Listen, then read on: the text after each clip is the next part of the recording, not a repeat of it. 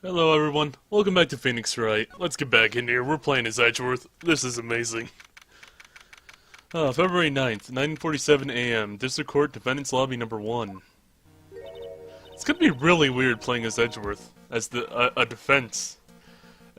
Edgeworth just... this is adding up in my head, this is gonna be really weird. Oh my, Mr. Loris feels that way about me?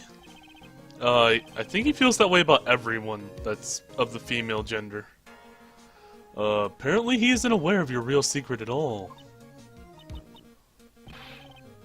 This is no time to be embarrassed. I'm sorry. I'm just hardly accustomed to that sort of thing.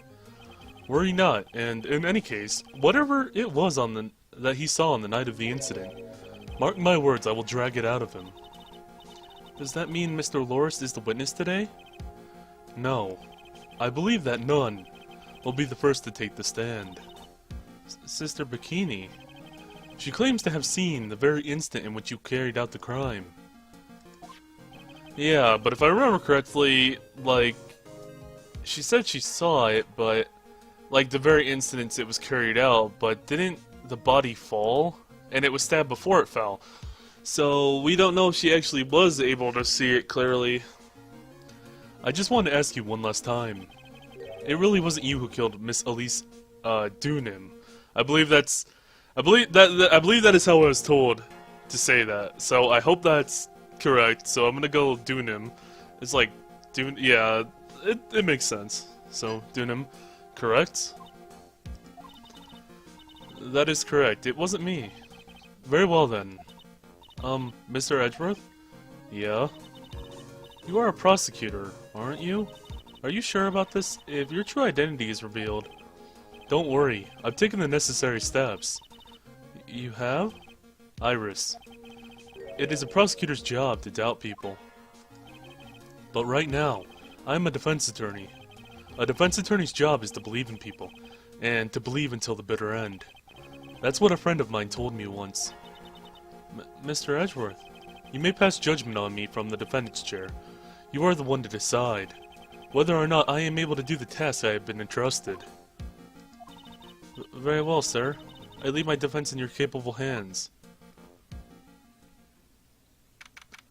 So he's taking the necessary steps, which means I believe we're getting Canadian judge, which is a bit of a downer, but we're playing as Edgeworth, so it doesn't matter. Alright, 10 a.m., February 9th. Oh! No prosecutor there? Yep. Jeez. As Canadian judge would say, I don't know how I feel about this. Court is now in session for the trial of Sister Iris of Hazakura Temple. The defense is ready, Your Honor. Hello? Defense does indeed appear to be ready. However, the same cannot be said for the prosecution in this case. Indeed. Was that his plan? He took out whoever was going to be the prosecutor? Just like, yep, this is how I'm gonna win. I'm not sure I like such blatant waste of time, of the court's time. God damn it. Are you sure you like anything? An empty prosecutor's chair can only mean that the prosecutor has no confidence in their ability to prove their case. It would seem this case is already over before it had a chance to begin. I am ready to announce my... At this time, the court finds the defendant... Objection! Oh, what? Oh, it's... Oh, okay. Wow. I was not expecting to see you again. Wow. Especially after how it ended last time, in the second game. Whoa, welcome back, Franziska. Okay. The prosecution stands ready. And you are? Franziska von Karma, prosecuting prodigy. Von Karma, you say? Perchance you wouldn't be of any relation to the legendary prosecutor Manfred von Karma? Legends are a thing of the past. I am von Karma, that is all. Upon a special request, I flew in today for the purposes of prosecuting this case. You did? Then you must be quite a big shot, eh? By the way, Mr. Edgeworth. Yes, Your Honor. I'm almost certain that I've seen you somewhere before, or am I just imagining things? You look very much like a prosecutor I met once. I believe you are mentioning things, Your Honor. Miss Von Karma, do you have anything to say? There's no such weakling as a man among those of the prosecutor's office. There isn't, but I'm sure once before in this courtroom. I told you, there's no such weakling. What is that, a whip? I'm not sure I care for such a thing in my courtroom. Bailiff, remove that whip, I have no objection to the whip. Frankly, it turns Edgeworth on quite a lot. He enjoys watching people get whipped, especially Gumshoe. You don't. The prosecution can wield a whip or drink 17 cups of coffee, but there is still only one truth. That is what I stand here to prove today. This promises to be interesting, Miles Edgeworth. I had expected to face Phoenix Wright here today, but looking at you now, maybe this is what I have been waiting for all this time. Miles Edgeworth, I will not allow this chance to crush you slip through my fingers. I see you brought your flair for the histrionic. Allow me to add to the things I'm not sure. God damn it. What? It's just like, are you not sure about anything, dude? Come on. This is why I don't like this judge. Just can't make up his mind. I'm not sure about people acting bizarrely in my court. The stage is set. Now, continue with the proceedings, Your Honor. Very well. Miss Von Karma, please give an outline of this case, with as little whipping as possible. The murder victim is the famed picture book author, Miss Elise Dunham. Her body was found in the Hazakura Temple courtyard. She had been stabbed through the torso by a ceremonial sword from a golden statue. The sword in this picture is the weapon in question, correct? Very well. The court accepts this photo of the crime scene. There is no mistake. This was the doing of Sister Iris. After all, there is a witness to her crime. Very well. Please bring this witness to the stand. And so it begins. My first and my last trial, as a defense attorney. Hello? Bikini's hiding under the table? Or the defendant's table? Witness, state your name and your occupation, please. Hold on there. I'm not sure about being not sure if I care for all this at all. What? What is wrong with this judge, dude?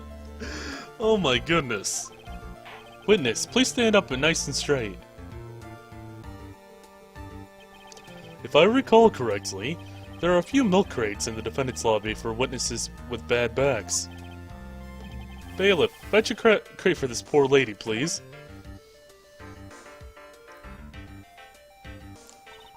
Also, I have to wonder, is this a different bailiff than the bailiff that works for the other judge?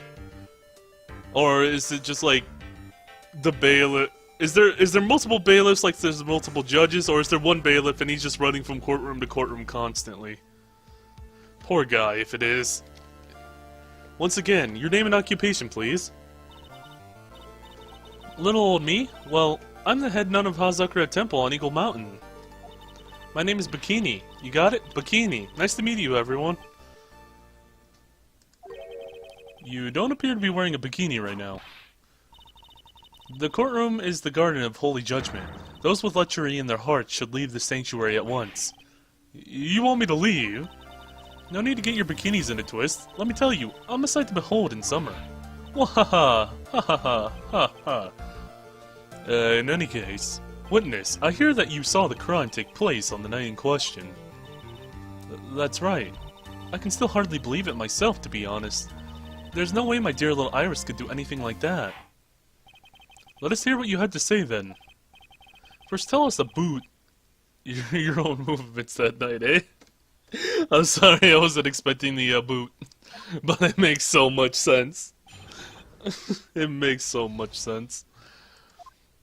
Alright, the night of the murder. That night I was helping an Okoyoti with her training in the inner temple, but... well, as you can see, my back tends to act up violently. So I left Iris to help the Okoyoti and returned to Hazakura Temple. There's no bath at the inner temple, you see, and I needed a long, hot soak. It was after I had finished, just as I was heading back. That's when I saw it. So it was simply coincidence that you found yourself returning to Hazakura Temple. Yes, you could say that. If my back hadn't been in so much pain, I would have stayed in the inner temple. That sounds like a pretty important statement she just made. There's only one problem with this testimony that I can see. And you're not about to fall at the first hurdle. Now, are you, Miles Edgeworth? Mr. Edgeworth, please begin your cross-examination. God, this is weird. Edgeworth doing a cross-examination. Now, Edgeworth? There's a difference between being a prosecutor and a defense attorney. You can't badger the witness that much. Also, you can't hurt their feelings, even if you really want to. Okay, let's go through this again. So, that night I was helping in Kotu training. My back tends to act up violently. Yeah, also that. Iris didn't actually go there because of the whole thing with, Loris now, I guess. Because that whole thing happened. So that's one thing. So so first we have Iris didn't actually go there. And she's talking as if Iris had been at the Inner Temple itself, but Iris never even left her room. There's no Beth at the Inner Temple, you see. Heading back, that's why I saw it. There's indeed only one problem with this testimony. If I can clearly point out what it is, then I can begin to quantify just how good this witness' memory and observation skills are.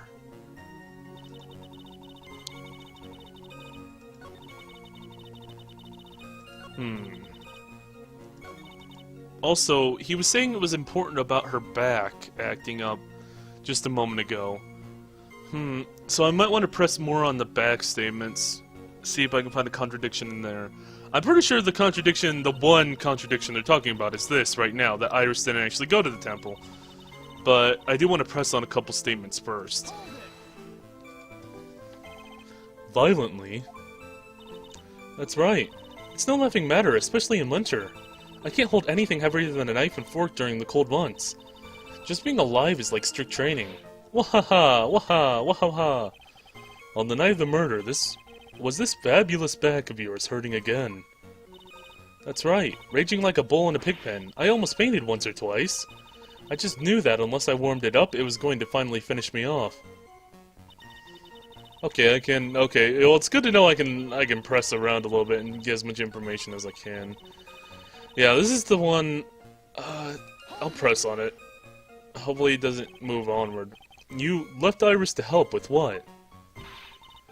What do you think? The qualities training, of course. It was just past 10 p.m., so we were starting to enter the training exercises process. Wasn't it your place to remain with the disciple? Well, the job is simply to watch over the occulti so they don't pass away.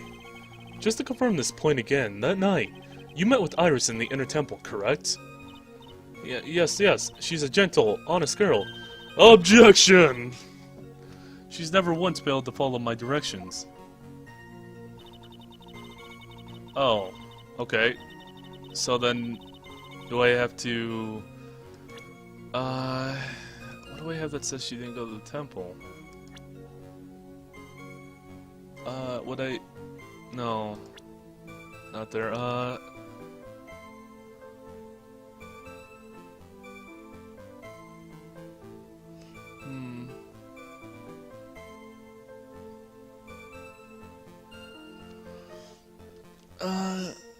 What did I have that? I'm thinking of what I had. I know I had something.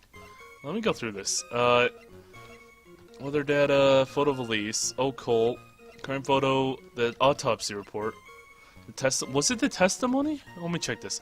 Rang lights out of the bell at 10 p.m. and then was in her room until the murder was discovered. Okay, yeah. So...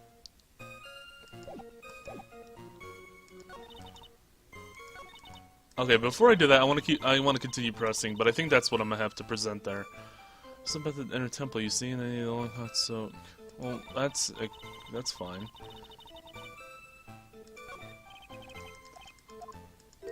Do I want to press on that last? I might want to press on that last statement. I forgot that was the last statement right there. no bath. I do want to press on this. The crime took place in a courtyard, correct? When you go from my room to the main hall, you have to take a winding hallway from which you can see the courtyard. That's right. In other words, it was pure coincidence that the witness saw the crime taking place before her eyes. There was no complicated setup in this case. That certainly seems to be true. There's indeed only one person with this testimony. If I can clearly point out what it is, or one thing wrong with it, I guess. If I can clearly point out what it is, then I can begin to quantify. Oh, yeah, never mind, you're saying that again. Fine, fine, fine, I'll stop pressing on random stuff. I believe, yeah, it was the testimony.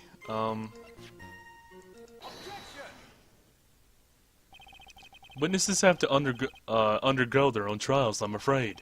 The defendant's face rests on the powers of observation and memory, after all. Well, well, well. Don't worry. I'm more than up to the task. I'm a woman of faith, after all, and head honcho of Hazakura Temple.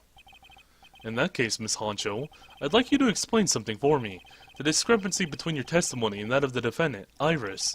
She claims that after ringing the lights-out bell, she went back and stayed in her room. Which means she did not go to the inner temple at all. No. She said that? A defendant or a witness. Who is more likely to lie, do you suppose? The defendant was simply lying to cover her back. But that is completely illogical. The murder was committed in the courtyard of Hazakura Temple.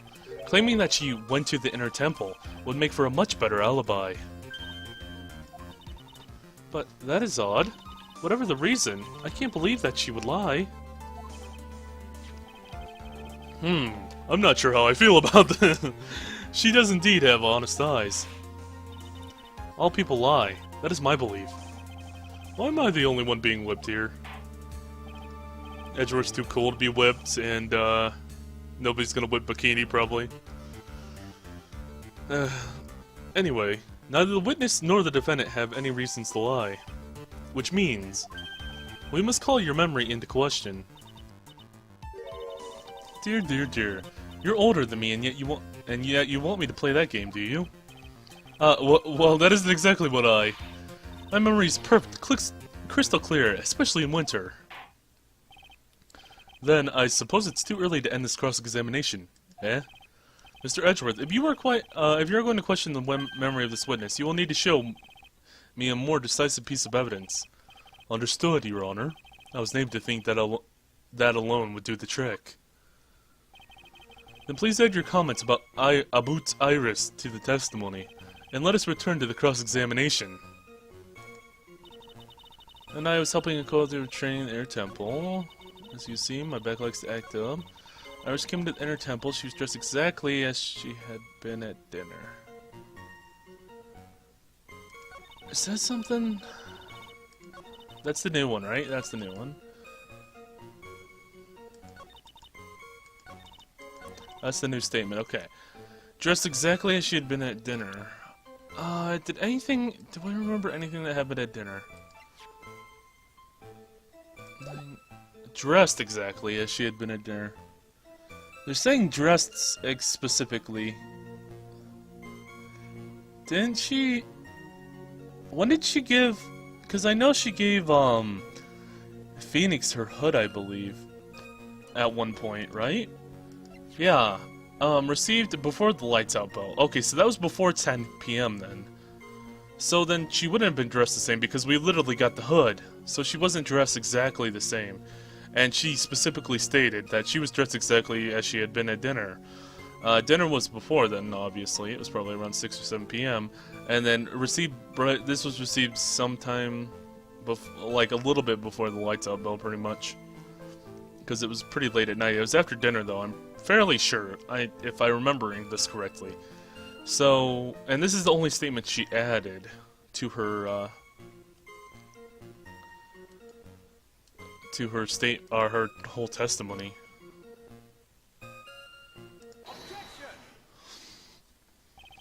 Witness, let's get one thing straight. The defendant whom you claim to have met, she was wearing this demon-warding hood, correct? Of course. That is a very important piece of clothing, I'll have you know. Wahaha, wahaha, haha. Wait a minute.